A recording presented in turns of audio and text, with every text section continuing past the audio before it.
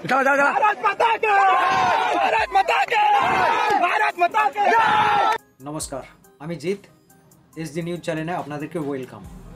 আজকে যে বিষয় নিয়ে আমি কথা বলবো সেই বিষয়টা আপনারা নিশ্চয়ই থাম্বনেইলে দেখে বুঝতে পেরে গেছেন কি বিষয় নিয়ে কথা বলবো। হ্যাঁ, ওই বিষয় নিয়ে যে বিষয় নিয়ে আপনারা ভাবছেন আর গত 2 মাস ধরে চলে আসছে কন্টিনিউভাবে।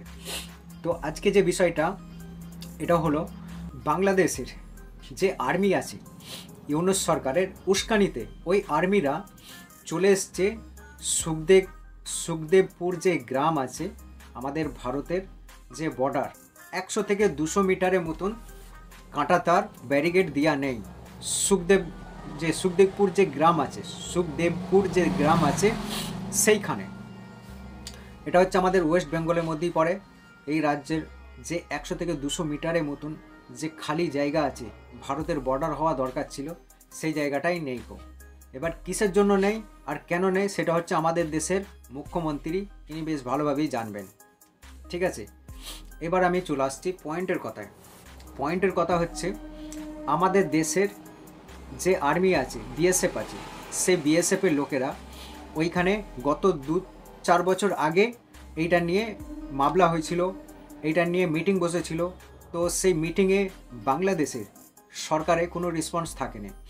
এখন যে ইউনূস সরকারের যে এখন এসছে ইউনূস সরকার তার একটা যাই হোক উস্কানিতে ওই বিজেপি বলা হয় আর্মিদেরকে ওইখানে বাংলাদেশে, তো তারা চলে এসছে ওটাকে দখল করার জন্যে ভারতের ভিতরে যে ওটাকে বাংলাদেশের জায়গা ওটাকে আমরা কাঁটাতার দিয়ে ঘিরব।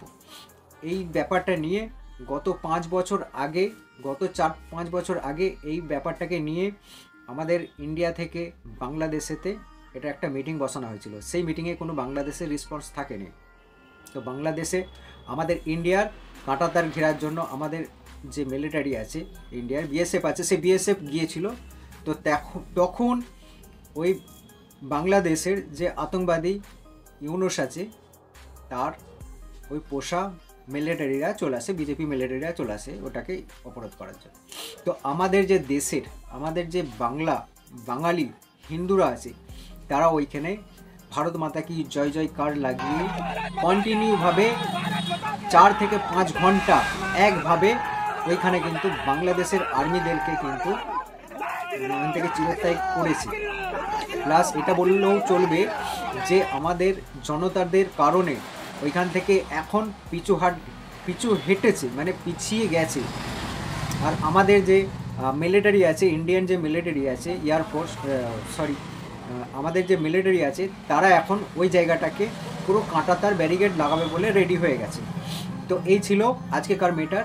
আর একটা ম্যাটার আপনাদেরকে আমি জানাচ্ছি যে বাংলাদেশের যে মৌলানারা আছে যারা ওইখানে জলসা ফলসা করে, যারা জলসাতে এরকম ধরনের বক্তৃতা দেয় যে ইন্ডিয়ার নরেন্দ্র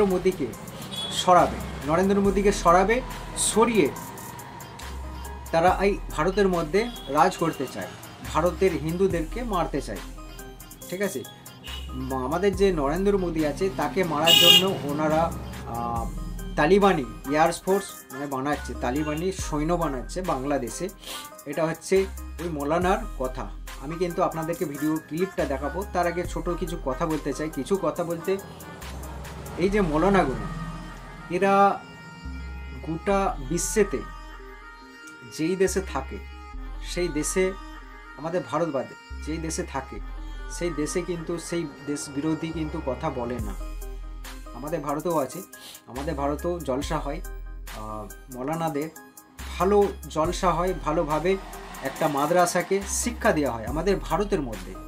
কিন্তু এই রকম বাংলাদেশে যেরকম আজকে এখন হচ্ছে এটা কিন্তু আমাদের ভারতে কিন্তু হয় না। পাকিস্তানেও হয় কিন্তু এতটা পরিমাণে না। পাকিস্তানে জলসা হয় মাদ্রাসার ছেলেদেরকে কিন্তু ভালো শিক্ষা দেয় পাকিস্তানে। এখন পাকিস্তানের লোক বলছে আমরা ভারতের সঙ্গে জয়েন হয়ে যাব পাকিস্তানে দুর্গতি দেখে।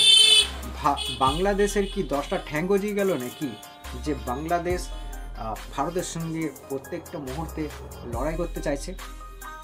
নাকি এটা পিছনে কিছু আদর্শ কারণ আছে বাংলাদেশের যে একবার যদি আমরা যুদ্ধ লাগতে পারি বা আমরা উস্কাতে থাকবো, বাংলাদেশ উস্কাতে থাকবে, ভারত কখনো না কখনো তো যুদ্ধ করবে, আর যদি যুদ্ধ করে তখন আমরা ইসলামিক যে পাশাপাশি দেশগুলো আছে তাদের সামনে যে কাঁদতে পারবো, তাদের পা ধরে গড়াগড়ি করতে পারবো। গড়াগড়ি করলে তারা আমাদেরকে সহযোগিতা করবে, সেই সহযোগিতাতে আমরা ভারতকে চাপ দেবো, চাপ দিয়ে ভারতের কিছু জায়গা দখল করব, ভারতের টেরিস্ট্রি পাঠাবো, পার্টি বম ফাটাবো, মসজিদ মন্দিরকে ধ্বংস করব, হিন্দুদেরকে মারবো। একটাই কথা পয়েন্টের, খালি হিন্দুদেরকে মারবো। বাংলাদেশের পাশে যদি আমেরিকা হতো তাহলে ওরা এই কথাটাই বলতো যে আমরা খ্রিস্টানদিকে মারব।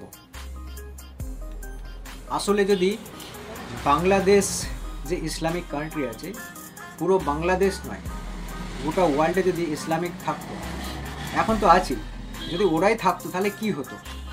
যেটা হতো সেটা উপরওয়ালা জানে, তাই এদেরকে করেনি। যাই হোক, আমি ফের পয়েন্টের কথা আসছি। আপনাদেরকে আমি ভিডিওটা দেখাবো, ভিডিওটা দেখবেন আর কমেন্ট করে বলবেন এই বিষয় নিয়ে আপনারা কি বলতে চাইছেন, আপনাদের মনে কি আছে কমেন্টে অবশ্যই জানাবেন। যে এই ব্যক্তিগুলো এই রকম ধরনের যদি ভাইরাস ছড়াতে পারে, তো আদেও এরা আরও যত দিন যাবে এরা কি করতে চায় আর কি করতে পারে? এরা কি বিস্ফোরা প্রত্যেকটা মানব জাতির উপরে? বিস্ফোরা না এরা ভাইরাস, না এরা কি? আপনারা কমেন্টে অবশ্যই জবাব দেবেন। তার আগে আপনারা ভিডিওটা দেখুন, ভিডিওটা দেখার পর আমি আপনাদের সঙ্গে কথা বলবো। একজন পাহাড়ের উপর থেকে ফায়ার করতেছে, আমরা 11 জন নিচ থেকে তাকবীর দিয়ে উপরের দিকে উঠতেছি। বলেন তো, উপরের থেকে ফায়ার করলে নিচওয়ালারা বেশি মরবে না নিচের থেকে ফায়ার করলে উপরওয়ালারা বেশি মরবে? উপর থেকে নিচের দিকে মারলে এরা মরবে না বেশি? আমাদের 3 জন শহীদ হয়েছে, বাকি সবাই রানিং ফায়ার করতেছে, এই অবস্থায় উপরে উঠে গেছে। পাহাড়ের উপরে উঠে আব্দুর রহমান ফারুকী বলতেছেন আল্লাহু আকবার, আল্লাহু আকবার, আল্লাহু আকবার। ওই সময় আমরা উপস্থিত হয়ে দেখতেছি রাশিয়ার মেজর 6 ফুট 2 ইঞ্চি লম্বা, হাতে AK-47 ক্লাশিনকোভ, কাঁপতেছে।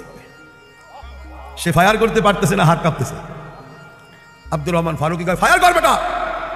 সে ফায়ার করতে পারতেছে না, উনি একটা থাপ্পড় মারলো, মার, আমরা শহীদ হয়ে যাবো, মার। মেশিন গান জমিনে পড়ে গেছে। এই হইল যুদ্ধের ময়দানের কুদরতি খেলা। বাংলাদেশের যুবক ভাইয়েরা ভয় পাইও না। যখন তুমি এই জালিম ফিরাউন নরেন্দ্র মোদীর বিরুদ্ধে মুহাম্মদুর রাসূলুল্লাহ সাল্লাল্লাহু আলাইহি ওয়াসাল্লামের গজওয়াতুল হিন্দের নামে ঝাঁপাইয়া পড়বা, নরেন্দ্র মোদীর সমস্ত ট্যাঙ্ক, এয়ারক্রাফট আর হেলিকপ্টার আর মেশিন গান আর বোমারু বিমান সব অকেজো হয়ে যাবে। নরেন্দ্র মোদীর কোনো সেনাবাহিনী তোমার সামনে লড়তেই পারবে না। এখন আবার আরেক ডান্ডা বাহিনীর নাম শুনতেছেন, সিরিয়ার মুজাহিদিন জৌলানি। কথা বুঝলেন? আমাদের সামনে ফেরাউন আছে, এখন গোটা এশিয়া মহাদেশে নরেন্দ্র মোদী। এই মোদীর জন্য একটা ডান্ডা বাহিনী লাগবে কি লাগবে না? এই ডান্ডা বাহিনী আমরা বাংলাদেশে প্রস্তুত করতেছি, আপনারা সেখানে অংশগ্রহণ করবেন তো ইনশাল্লাহ। আমার ছাত্র আছে 1,29,000 এই 14 বছরে। 40,000কে আমি রেডি করতেছি ডান্ডা বাহিনী হিসাবে। হ্যাঁ, ওপেন এখন। এই জন্য আপনারা ভয় পাবেন না। অল্প কিছু সংখ্যক মাদ্রাসার ছাত্র, নাম হইল তালেবান, এত বড় ফিরাউন রাশিয়াকে পরাজিত করেছে। রাশিয়ার চলুন, তো আমি আপনাদেরকে এটা বলতে চাইছি, আদেও এরা কি চাইছে? ভারতের সঙ্গে যুদ্ধ করতে চাইছে? ভারতের সঙ্গে যুদ্ধ করলে এরা কি টিকতে পারবে? না ইসলামিক দেশগুলোকে সব জুটিয়ে নিয়ে এরা এটা বলতে পারবে যে ভারত দেখো আমাদের উপরে যুদ্ধ করেছে, তোমরা আমাদেরকে মদত করো, তোমরা আমাদের পাশে আসো, আমাদেরকে সাপোর্ট করো, এটা বলবে? হারগিজ বলবে না। কেন বলবে না? তালিবান থেকে নিয়ে আমাদের পাকিস্তানের পাশের দেশ